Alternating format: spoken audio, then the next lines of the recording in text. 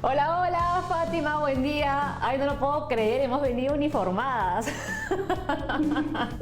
Hola Pau, ¿cómo estás? Bueno, sí, pues hoy hemos coincidido en los colores de aquí en Caso por Caso. Así es, espero que no coincidamos en el tema también. Bueno, sí, de verdad es increíble la cantidad de personas que siempre tienen alguna duda respecto a cómo comportarnos dentro de la sociedad, ¿no? ¿Cuáles son esos pasos a seguir para una buena convivencia? Y creo que es importante el aporte que estamos haciendo porque siguen dándose muchas interrogantes, hay muchas dudas y en todos los rubros. Entonces, de mi parte, muy contenta de poder ayudar un poco a todas las personas que necesitan orientación, a pesar que la mayoría de las páginas web de las instituciones tienen mucha información valiosa. Creo que aquí hacemos todo lo posible para que sea de manera simple y concreta. Eso es, y sobre todo remarcar la palabra orientación. Junto a los especialistas que invitamos aquí en el programa, ellos nos orientan de la forma más clara posible. Así es, y bueno, hoy el tema que he elegido es sobre las nuevas placas de rodaje. Así como todas las personas, todos los peruanos, tenemos un documento nacional de identidad que nos sirve no solamente para identificarnos, sino también para facilitar todos los trámites que tenemos que hacer a lo largo de nuestra vida. Las placas de rodaje son ese documento de identidad que tiene cada automóvil que transita por el territorio nacional. Así que hoy vamos a averiguar sobre estas nuevas placas de rodaje, quiénes deben de hacer el trámite, cuáles son los costos y por qué es importante tenerlas. Perfecto, me encanta el tema. Voy a comentarlo con Sofi, entonces ella y yo vamos a revisar el correo para ver por cuál caso nos decantamos el día de hoy. Me escribes como siempre al WhatsApp cuando ya tengas todo el tema solucionado y yo vengo inmediatamente, me conecto y me comentas. Listo, estamos entonces conectadas en breves momentos. Perfecto, nos vemos.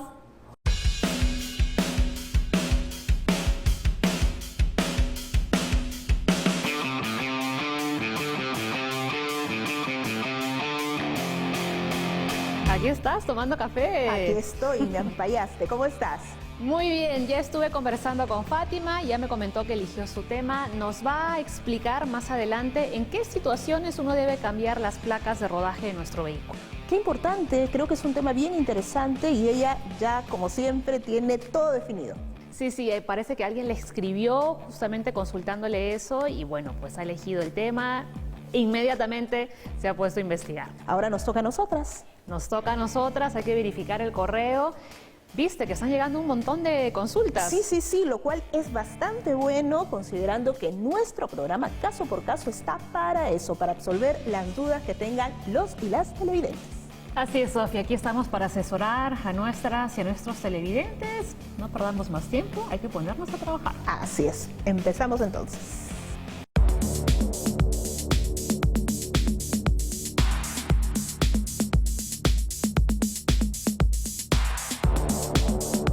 Sofía, acabo de leer un correo que de verdad me ha dado tanta indignación. Esto es algo que creo que todas las mujeres vivimos en algún momento.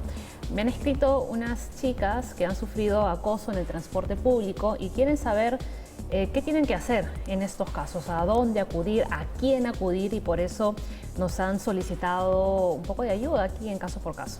Es un tema que realmente tiene que ser erradicado de raíz, ¿no? La situación que viven las niñas, sobre todo las mujeres, es muy fuerte.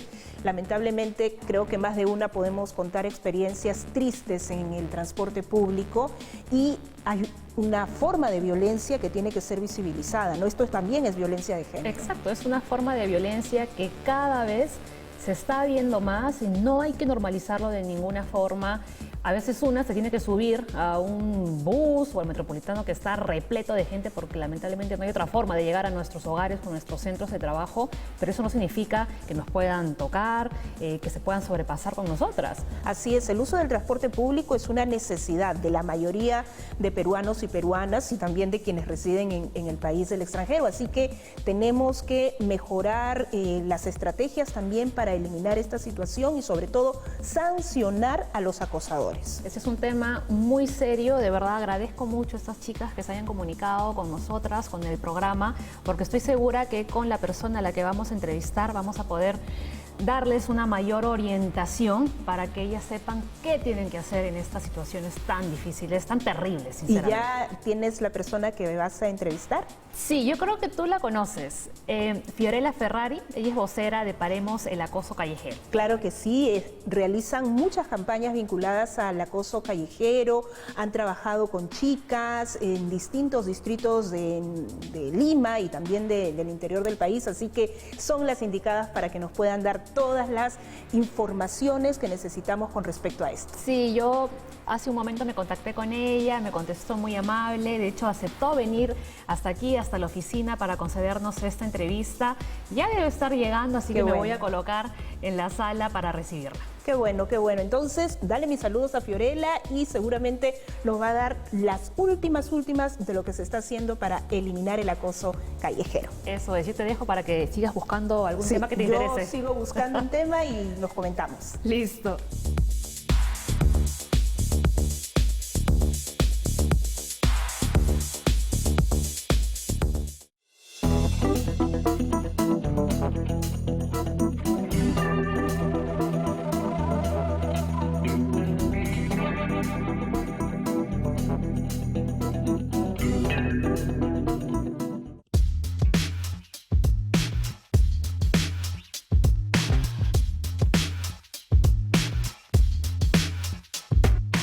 Fiorella, ¿cómo estás? De verdad te agradezco muchísimo que hayas podido venir hoy aquí al programa. El día de hoy hemos recibido un correo que la verdad nos ha indignado bastante, tanto a Sofía como a mí, porque era una joven que nos pedía orientación sobre qué hacer en caso de sufrir acoso en el transporte público. Estaba leyendo que un estudio realizado por la Cooperación Alemana al Desarrollo evidencia que 7 de cada 10 mujeres en el Perú son víctimas de acoso sexual en el transporte público. Y lo comentábamos con Sofía, tanto ella como yo en algún momento hemos sido víctimas también de acoso, ya sea de repente en el metropolitano o en el micro. ¿Cómo estás? Bienvenida al programa. Hola Paola, gracias. Muchas gracias por la invitación. Como mencionas, estas cifras, simplemente lo importante es que visibilizan una problemática que no es nueva, ¿no? No es una problemática nueva, es una problemática sistemática y estructural. De hecho, desde Paremos el acoso callejero, para mediados del 2014, 2015, hicimos ciertas encuestas digitales donde el transporte público fue el segundo lugar de espacios públicos donde más acoso ocurrían y que incluso la edad promedio donde ocurría el primer acoso sexual callejero en el transporte público era entre los 10 y 13 años, ¿no? Entonces, todos hemos atravesado por estas situaciones, por este tipo de violencia de género en algún momento y las cifras como la del estudio que has mencionado, otras que han realizado el mismo Ministerio de la Mujer, algunos que están realizando el Ministerio de Transporte, evidencian de que mientras más pequeñas somos o más jóvenes somos, más vulnerables estamos. Eso es, sí, eso es lamentable. ¿Qué actos son considerados como acoso sexual dentro de un transporte público? De hecho, desde el 2015 que existe la ley 3314 que sancionaba de manera administrativa el acoso callejero, lo denominaba acoso como tal, cualquier aproximación o incomodidad que se genere al trasladarnos, ¿no? Y en el caso puntual del transporte público podemos hablar de roces, de miradas lascivas, de tocamientos indebidos, de masturbación pública, que de hecho estos mal llamados piropos, ¿no? Claro, o las palabras soez, exactamente, también con cualquier connotación sexual, también son dentro de este gran abanico de términos o de tipificación dentro del acoso callejero, ¿no? ¿Qué están haciendo las autoridades en estos momentos en cuanto al acoso callejero? De hecho, como mencionaba hace un momento, si bien desde el 2015 existe una normativa administrativa que busca prevenir y sancionar en todos los distritos a nivel nacional esta problemática, esta misma normativa involucra al Ministerio de Transporte, por ejemplo, para que pueda poner carteles o asignar que todos los transportes tengan carteles donde indiquen que ahí está prohibido el acoso callejero, pero también involucra a que se capaciten y se orienten desde el enfoque de género a los choferes, a los cobradores y a todo el personal que tenga contacto directo con las personas que hacemos uso del transporte público. Si bien esto también involucra al Ministerio de Salud, al Ministerio de Educación, al Ministerio, Ministerio del Interior, perdón, y al Ministerio de la Mujer, porque son varios actores involucrados dentro de esta problemática, no solamente para la prevención, sino también para la sanción. Y en el 2018, a causa del episodio y del acoso previo al feminicidio de Ivy Agreda, es que salió el decreto 1410, que ya tipificaba el acoso como delito. Entonces, eso refuerza no solamente la opción de denuncia administrativa, sino también la denuncia por la vía penal, ¿no? Que si atravesamos o somos víctimas de acoso en el transporte público, podríamos denunciarlo a cualquier agente de la policía, ¿no? Ahora queremos que nos comentes cuáles son las campañas que se están llevando a cabo y cuál es el protocolo a seguir en caso de uno ser víctima o testigo de acoso callejero. Pero eso lo vamos a ver en un momentito. De momento, muchísimas gracias por todo lo que nos acabas de explicar. Gracias, Paula. Los mismos choferes, los mismos cobradores, quizás no al interno del mismo transporte, pero sí a las personas o a las mujeres principalmente que estamos fuera en la calle, son los que ejecutan estos actos de acoso.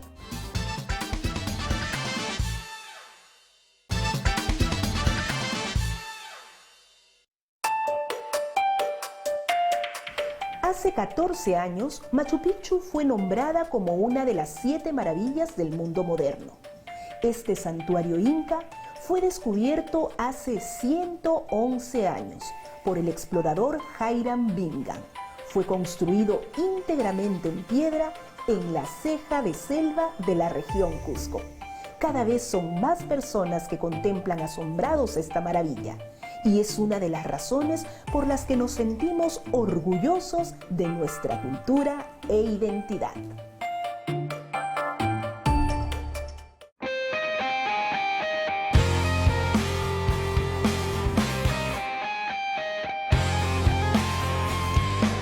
Muy bien, Fiorella, seguimos conversando sobre ese tema tan importante que es el acoso callejero, y me encantaría poder responderle y orientarle a nuestro televidente que nos escribió preguntando cuál era el protocolo a seguir en caso de ser víctima o testigo de acoso callejero o sexual en el transporte público.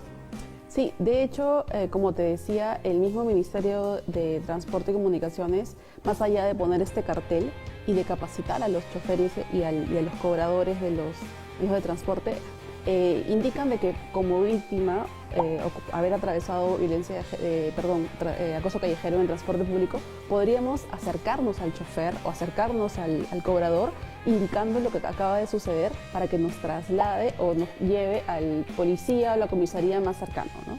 Esa sería una instancia, ¿no? Y mantener retenido al agresor, ¿no?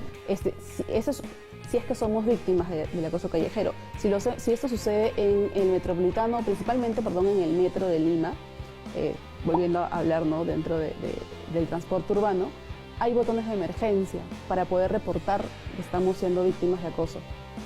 Sin embargo, si una es testigo, lo que deberíamos hacer, más allá de primero visibilizar o buscar que la persona que está siendo agredida esté bien, que se encuentre bien, es avisarle al chofer del mismo modo, pero buscar también retener, ¿no?, alertar, avisar que algo está sucediendo. Que era un poco lo que decíamos hace un momento, ¿no? Si es que no se habla, si es que no se visibiliza, se sigue normalizando, seguimos siendo nosotras, las mujeres en nuestra diversidad o las disidencias, quienes nos hacemos cargo de esto, ¿no? Entonces, es acercarnos al chofer, acercarnos al cobrador o buscar el botón de emergencia, pero siempre hacerlo visible, y buscar al agente de seguridad más cercano, porque tienen la obligación de recibir esta denuncia. A veces este mensaje de prevención no cala en las personas, ¿no? Hablamos de los choferes o de repente de los cobradores, que uno puede ir y decir, oiga, mire lo que está pasando, y de repente no le toma la importancia debida. ¿Qué hacemos en esa situación? Sí, y eso también sucede mucho porque a veces ellos mismos son los perpetuadores de esta violencia, ¿no?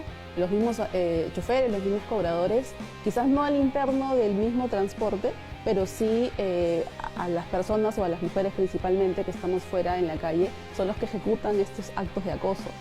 Si es que no aceptan o no deciden de recibir nuestra denuncia o nuestra alerta, pues podríamos reportar a la empresa de transporte que está haciendo, ¿no? Con el mismo Ministerio de Transporte y con la ATU también, ¿no? Con la Autoridad Única de Transporte, que de algún modo ya está entrando a regular algo que antes no pasaba, ¿no? Y una de las formas de visibilizar justamente esta problemática es a través de las campañas que entiendo se tienen que hacer a nivel descentralizado. Ahora mismo, ¿en qué campañas se están trabajando?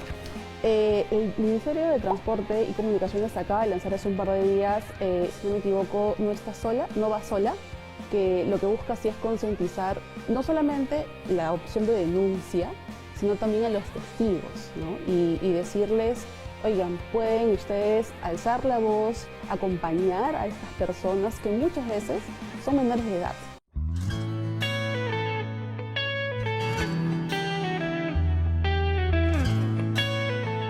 Pero las personas que no han vivido este episodio de acoso sexual no son capaces de entender el impacto que esto puede generar en una persona. Por favor, explícanos. De hecho, o mejor, explica a la audiencia. Claro. De hecho, así como muchas violencias dentro de la violencia machista, más allá de normalizarlas, se minimizan, ¿no? Entonces, solo porque te dijeron algo, solo porque te miraron de tal manera, nos dicen exageradas, al querer denunciarlo o al simplemente alzar la voz, ¿no? Sin embargo, puede ser que estos episodios de acoso en el transporte público o no, nos remonten a otros episodios de violencia que hayamos vivido, ¿no? Que sucede mucho, también muchos de los casos que nos llegan es eso, ¿no? Es como revivir y remontarnos a otros episodios de violencia, además de todas las consecuencias que tiene el acoso callejero, no solamente a nivel emocional, porque nos busca intimidarnos, ¿no? Tenemos miedo al salir, sino también a tomar decisiones que involucran el tipo de ropa que usamos, el gasto que usamos al trasladarnos, ¿no? Quizás sé que esta línea siempre hay acoso, o en esta línea de transporte suelen acosarme, entonces tengo que económicamente tener una mayor capacidad adquisitiva para poder pagar quizás un taxi, exacto, ¿no?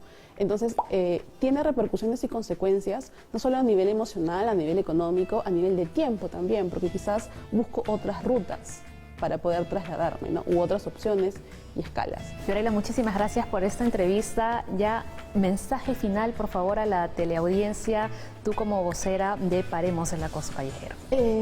Antes que nada, que visibilicemos cualquier acto de acoso, que seamos testigos, ayudemos, sobre todo si es que las personas que están siendo atacadas son menores de edad, porque es donde más vulnerables somos y quizás donde más miedo o intimidación podemos sentir. Y también un llamado a las autoridades, ¿no? Para que seamos consecuentes con estas campañas y que no solamente quede en eso, que no solamente quede en una difusión, sino que sean actos tangibles, consecuentes a mediano y largo plazo, ¿no? Y que el acoso es delito y por favor visibilicémonos para prevenirlo. Muchísimas gracias por haber estado hoy aquí en nuestro programa. A ti, gracias. Gracias.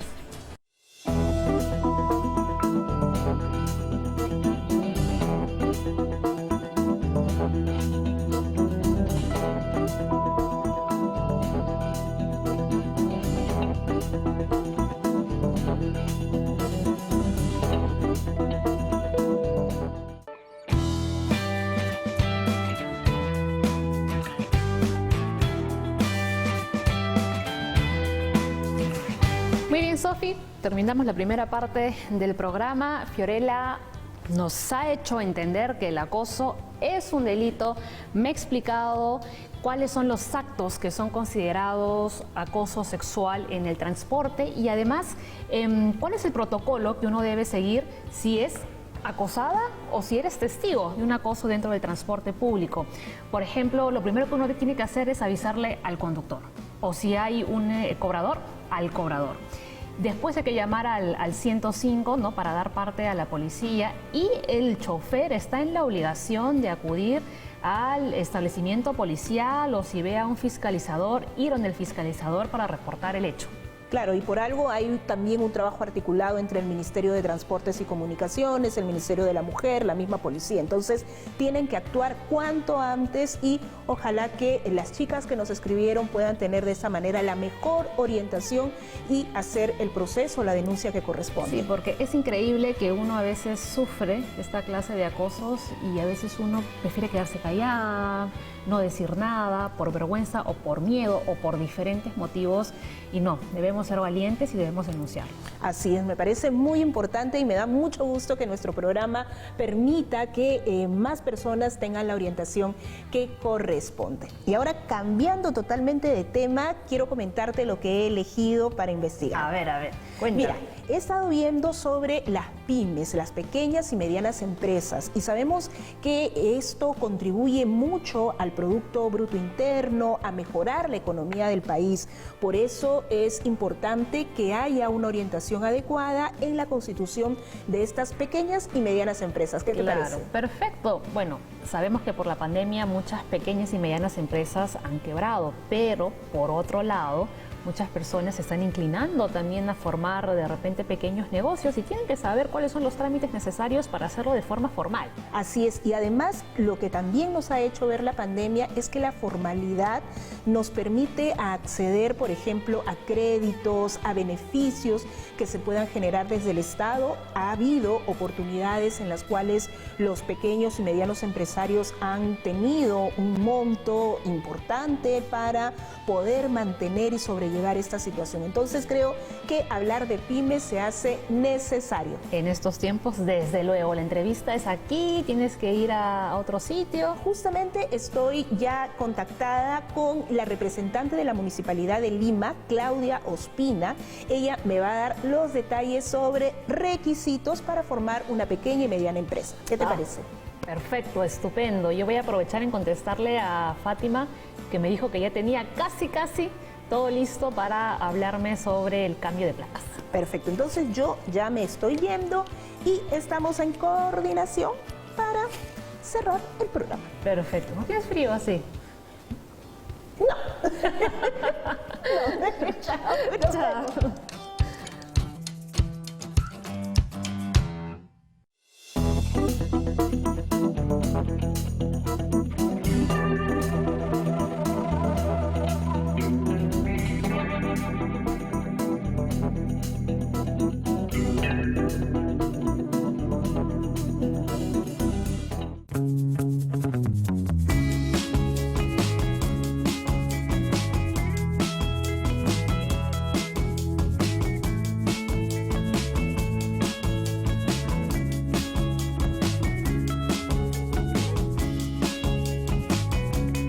Bienvenida Claudia Ospina a nuestro programa Caso por Caso. En esta oportunidad queremos conversar sobre las pymes porque sabemos que aportan mucho a la economía nacional y también al Producto Bruto Interno, y sabemos que usted nos va a poder brindar detalles sobre lo que significan las pymes en nuestro país. Bienvenida a Caso por Caso. Muchas gracias, Sofía. Así es. Como sabemos todos, nuestro país ha sufrido en estos últimos 4 trimestres el decrecimiento de nuestra economía, ¿no? Felizmente, este último trimestre del 2021 hemos crecido en 3.8%. Mucho de ello ha sido por la demanda interna, ¿no? Producida por la inversión pública, la inversión privada y el gasto que ha producido el gobierno al otorgar estos bonos a las familias, ¿no? Entonces, aquí tiene mucho que ver también la producción y la actividad económica de nuestras empresas, ¿no? De nuestras MIPES, de nuestras pymes y de las grandes empresas también. Perfecto, entonces vamos a empezar a conocer primero la diferencia entre una pyme y una MIPE. La MIPE es la terminología que se usa para definir a la micro y pequeña empresa. La pyme es la pequeña y la mediana empresa, ¿no? En realidad todo este grupo de empresas está dentro de la misma ley, que es la ley 352, la ley del impulso al desarrollo productivo y el crecimiento empresarial, ¿no? Entonces, estas empresas o esta clasificación está determinada por el número de ventas anuales, ¿no? Entonces, así tenemos que es una micro cuando venden hasta 150 unidades impositivas tributarias. Pasa a ser una pequeña de 150 a 1.700 y es una mediana de 1.700 a 2.300 unidades impositivas tributarias. El formalizar una empresa en nuestro país, en primer lugar, hoy en día es bastante sencillo en comparación de lo que era antes, ¿no? Pueden hacerlo siendo personas naturales con negocio o conformando o dándole vida a una persona jurídica.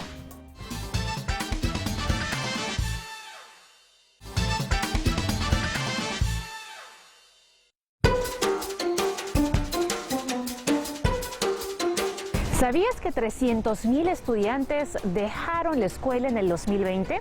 Según el Ministerio de Educación, la interrupción escolar se incrementó debido a la pandemia. Esta situación afectó en mayor medida a estudiantes de zonas rurales, siendo los problemas económicos, familiares y la falta de interés las principales causas. Un problema sin duda que atender prioritariamente de cara a nuestro bicentenario.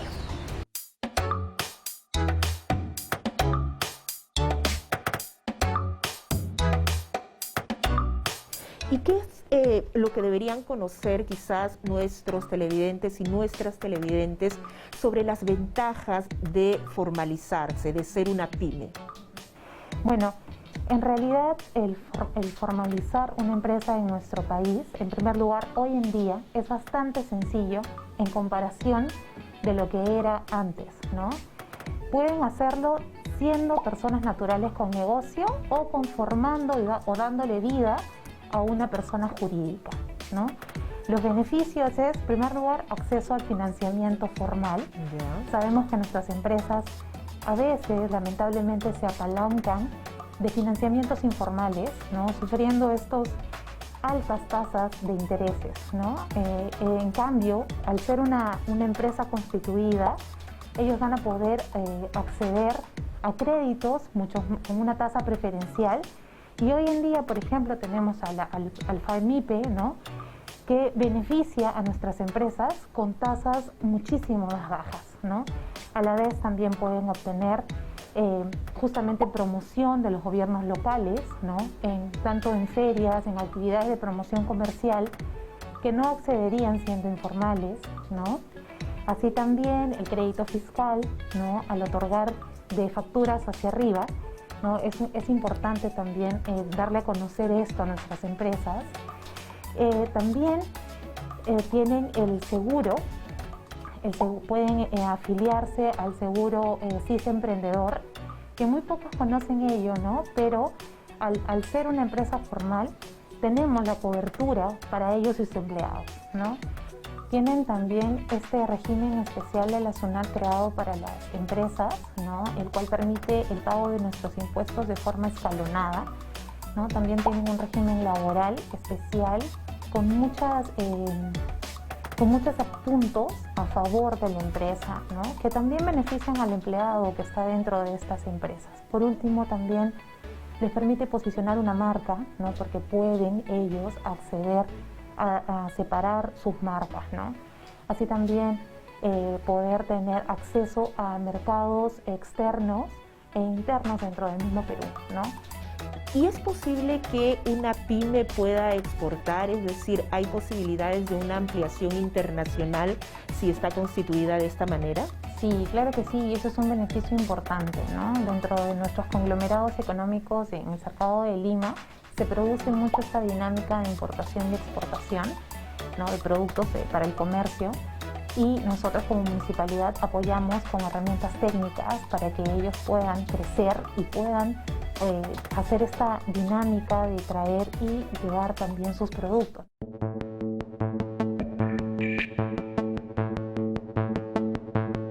Existen dos formas de formalizarnos como una pyme en el Perú. Primero es como persona natural con negocio, donde se necesita solamente el documento con el que se hacen los trámites nacionales y extranjeros, pero el documento formal. El trámite se realiza por medio de la APP SUNAT o físicamente en las oficinas de la SUNAT, ¿no? Simplemente es gratuito, en menos de un día uno elige la actividad económica que va a realizar y listo. Ya somos una persona natural con negocio, con nuestro mismo RUC y tenemos que acogernos a un régimen tributario. Y hay una diferencia cuando se es persona jurídica. Así es. Cuando es persona jurídica le estamos dando nacimiento, ¿no?, a una nueva empresa, una nueva persona, ¿no? Entonces sí hay una serie de trámites que no son muy complicados, ¿ya? Primero tenemos a la SUNAT, a los registros públicos, donde tenemos que hacer una búsqueda de nuestro nombre, el que queremos elegir para nuestra empresa, es gratuito dentro de sus plataformas. Luego reservamos el nombre de la empresa que nosotros queremos constituir. En este momento tenemos que pensar ya en la forma societaria, ¿no? Es decir, si es una EIRL, si es una sociedad anónima, si es una sociedad comercial de responsabilidad limitada, ¿no? Tenemos diferentes formas societarias y eso dependerá de cada persona, ¿no?, de cada grupo de individuos. Luego de ello ya pasamos al acto constitutivo o a la minuta, ¿no?, que es un documento donde va a quedar sentado todos los detalles de nuestra empresa, ¿no?, el objeto, el capital social, ¿no?, todos los ya pormenores de nuestra empresa. Recordemos que podemos formar el capital social, o sea, lo que vamos a aportar, tanto con dinero como con cosas, ¿no? Por ejemplo, una laptop puede formar parte del capital social de nuestra empresa, ¿no? Se recomienda que el capital social sea desde 1.000 soles, ¿no?, en adelante, se recomienda. Luego de ello, cuando ya esté lista la minuta, ya pasamos al registrarla a una notaría, ¿no?, para ya poder tener este documento formal, y en ese momento es que le estamos dando vida a nuestra empresa. Ese es el momento en que nace. Así como el acta de nacimiento para la persona, así también ese es el momento en el que nace nuestra empresa con la escritura pública. Y ya luego hacemos el mismo trámite en la SUNAT, nos acogemos a un régimen tributario. En este caso solamente nos quedan 3 regímenes tributarios. El nuevo RUS no es un régimen para las personas jurídicas, es desde el régimen especial, el régimen MIPE o el régimen general. Depende de la actividad que vayamos a realizar. Y una vez en la SUNAT ya nos otorgan nuestro RUC como persona jurídica, que por lo general empieza con el número 2, ¿sí?, y comenzamos nuestra actividad. Claro. Esos son los procesos. Y en el caso de persona natural se utiliza el mismo RUC que tenía antes de la constitución de la PYME. Así es, por lo general empieza con 1, 1-0, y Ya. para personas extranjeras es 1-5. Y en el caso de personas jurídicas, sí me van a otorgar un nuevo RUC. Sí, se crea un nuevo registro único del contribuyente, que son compuesto por 11 dígitos. Como te digo, el primero empieza siempre con 2-0. Muy bien, muchas gracias. Listo, gracias a ti.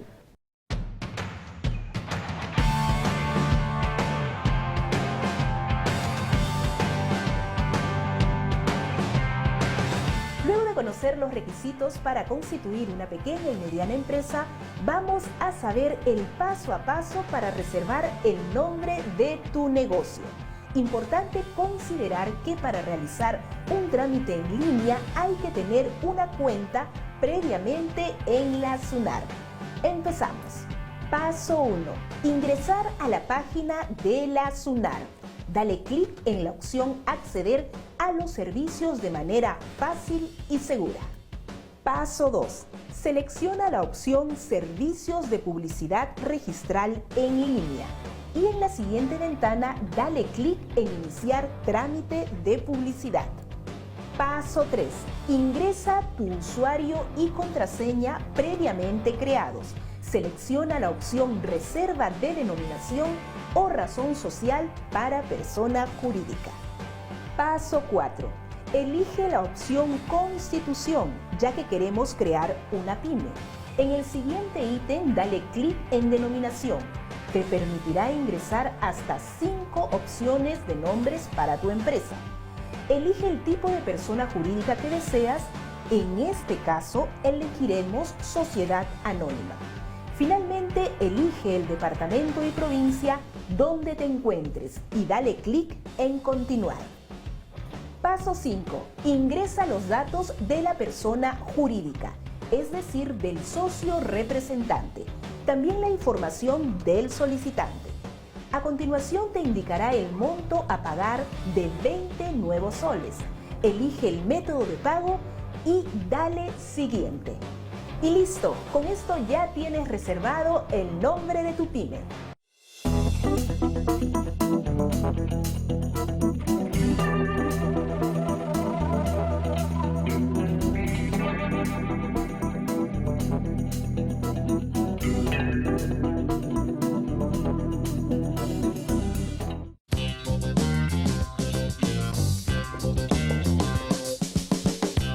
¿Qué tal? ¿Cómo estás?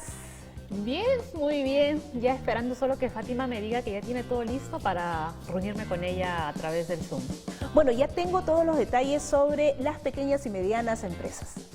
Cuéntame, soy todo oídos, que eso me interesa. Bueno, es importante primero saber que hay muchas ventajas si te constituyes como una pyme. Por ejemplo, tener acceso a créditos bancarios, la posibilidad de registrar legalmente tu nombre, para eso debes hacer una reserva correspondiente, debes pagar la minuta, que es el trámite que corresponde a la constitución de las mismas. En estos tiempos de pandemia, como lo conversábamos anteriormente, hay muchos que se han animado a formalizarse, precisamente para poder acceder a todos estos beneficios que te estoy detallando. Otro punto importante, por ejemplo, es que hay abono de capitales y de bienes, ¿no? Esto hace que todo esté en regla, que las cosas vayan bien y sobre todo que haya una formalidad que te permita proyectarte, porque incluso plantear un trabajo a nivel internacional, que es importantísimo en este mundo globalizado. ¿Quién no quiere que su producto, su servicio pueda conocerse en otros países? Genial, me parece súper interesante todo lo que has conseguido a raíz de esta entrevista. Así que, Sofi, muchísimas gracias. Estoy segura que nuestras televidentes se lo van a agradecer mucho. Ay, qué bueno, qué bueno. Y la verdad, yo estoy muy contenta porque caso por caso nos da precisamente esa oportunidad. Hay que seguir diciendo que nos escriban, que nos manden sus comentarios, sus propuestas y estamos atentos a responder. Sí, hoy hemos abordado dos temas muy interesantes. Por un lado, el acoso en el transporte público. Tú has visto, por ejemplo, cómo constituir una pequeña o mediana empresa. Y ahora Fátima nos va a contar qué debemos hacer si tenemos que cambiar las placas de nuestro vehículo.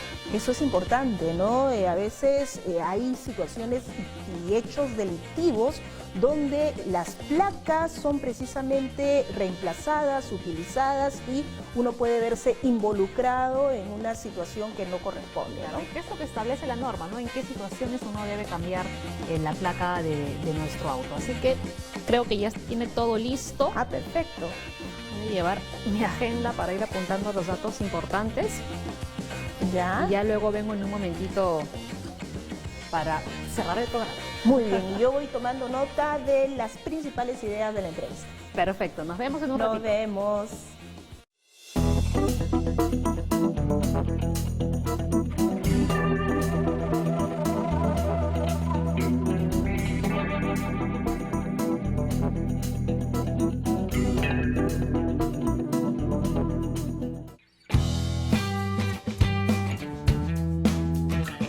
Bueno, y estoy aquí de nuevo, recibí tu mensaje, entiendo que ya tienes toda la investigación sobre esto de las nuevas placas de rodaje, Fátima, pero para empezar, explícame, ¿qué es esto de la nueva placa de rodaje? Bueno, sí, desde el año 2008 salió una ley que lo que hacía era reglamentar y ordenar a todos los que se dedicaban al servicio de transporte público o de mercancías.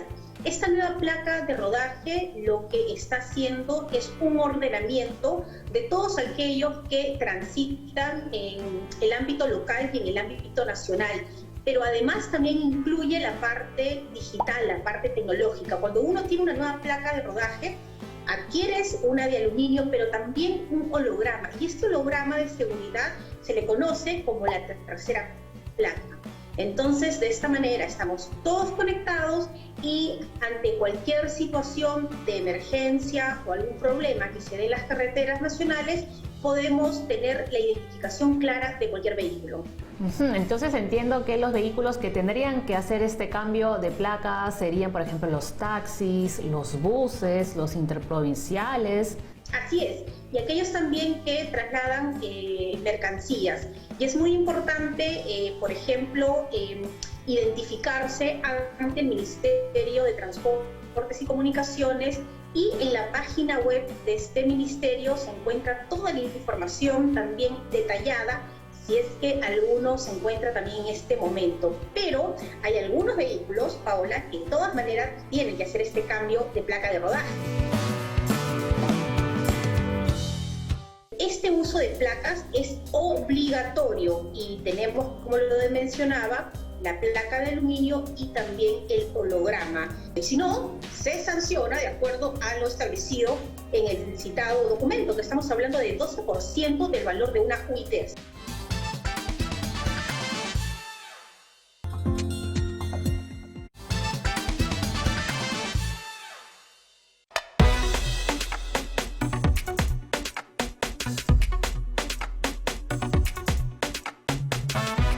Entiendo que los vehículos nuevos ya salen con esta placa, ¿verdad? Sí, los vehículos nuevos ya tienen esta placa y todos aquellos, como tú bien lo mencionabas, que hacen taxi, y también nos permite a los usuarios identificarlos, porque la placa de un taxi tiene un fondo blanco con una franja amarilla. Entonces inmediatamente los podemos identificar. Hay empresas constituidas de servicio de taxi que no tienen el cartel. Sin embargo, el usuario puede tener también la certeza que ese automóvil que ha llegado a recogernos realmente pertenece a un servicio de taxi por el color de la placa. También los vehículos de servicio urbano, la nueva placa es de fondo blanco con una franja verde.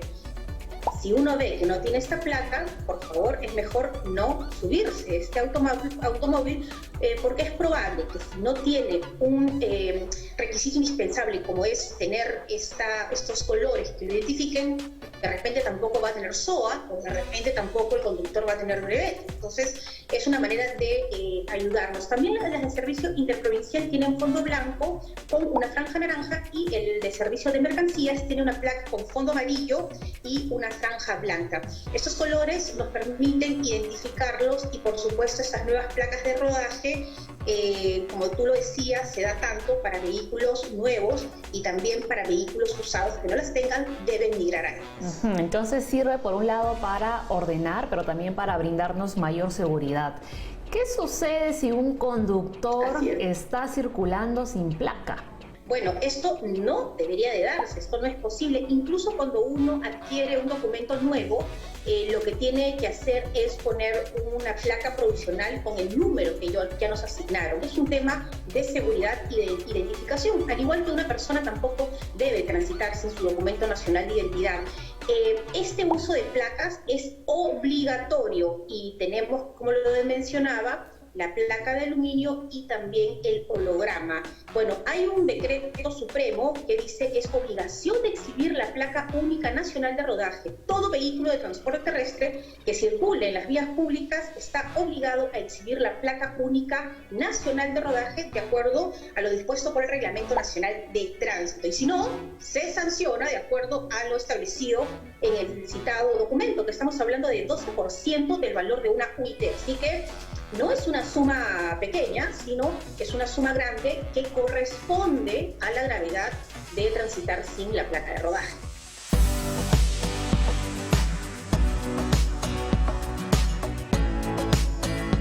¿Y cuáles son los pasos a seguir para cambiar esta placa? Podríamos resumirlo en 4 pasos. El primer paso sería generar la solicitud de fabricación de placas. Esto es una vez que uno inscrito su automóvil en la SUNAR, y nos van a dar un código, y esto va a permitir que nos podamos acercar para empezar el trámite. El segundo es pagar por el derecho de la nueva placa, y se puede hacer en cualquier entidad bancaria.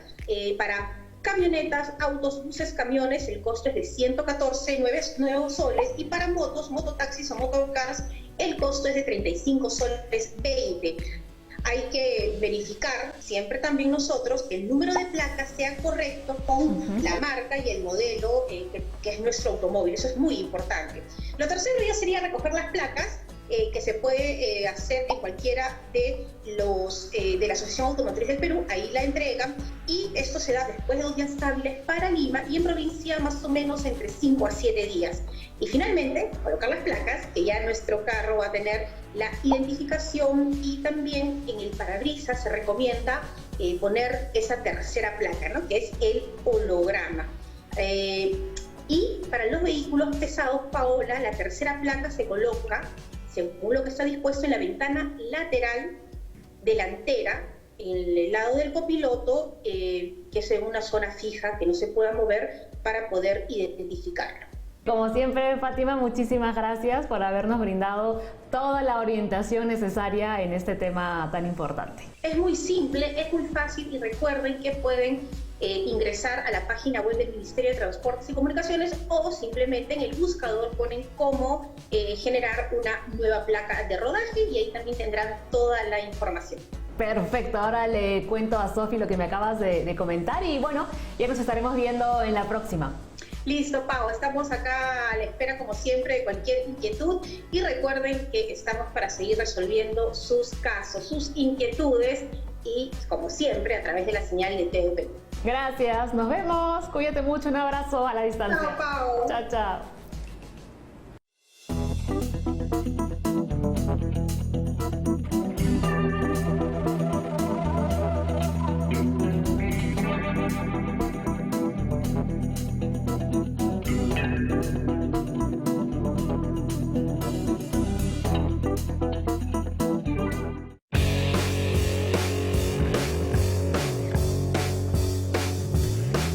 Sofi, ahora sí ya hemos terminado los 3 casos del día. Como siempre, Fátima hizo una investigación exhaustiva sobre el tema. A ver, cuéntame por favor. Bueno, te cuento a ti y a ustedes que están atentos al programa. Fátima nos acaba de explicar en qué situaciones uno debe cambiar las placas de rodaje. Por ejemplo, los vehículos nuevos o usados que se inscriben por primera vez en la SUNAT. Nos comentó también cuáles son los pasos a seguir para realizar este cambio. Ojo, transitar sin placas o sin el permiso correspondiente será considerado como una falta muy grave y amerita una multa del 12% de la UIT. Bueno, te cuento y les cuento que para crear una pequeña y mediana empresa hay que considerar sus ventajas. Por ejemplo, que son más ágiles, flexibles, hay mayores posibilidades de modificar sus estructuras. Además, tienen una mayor cercanía al cliente, lo que les permite satisfacer sus necesidades y demandas en mayor medida. En caso de ser víctima o testigo de una situación de acoso sexual dentro de un transporte público, se debe dar aviso inmediatamente al conductor de la unidad y llamar a la línea 105 de la Policía Nacional para comunicar el hecho. El acoso sexual es un tipo de violencia que afecta emocional, moral y físicamente a las víctimas. Denunciémoslo. Así es, y si tienen algún caso que quieren compartir con nosotros, no se olviden de escribirnos a casoporcaso@irtp.gov.pe. Estaremos leyendo y atendiendo a todos sus pedidos. Como siempre, muchísimas gracias por habernos acompañado. Con nosotras será Sofi. Hasta la próxima. Chao, chao.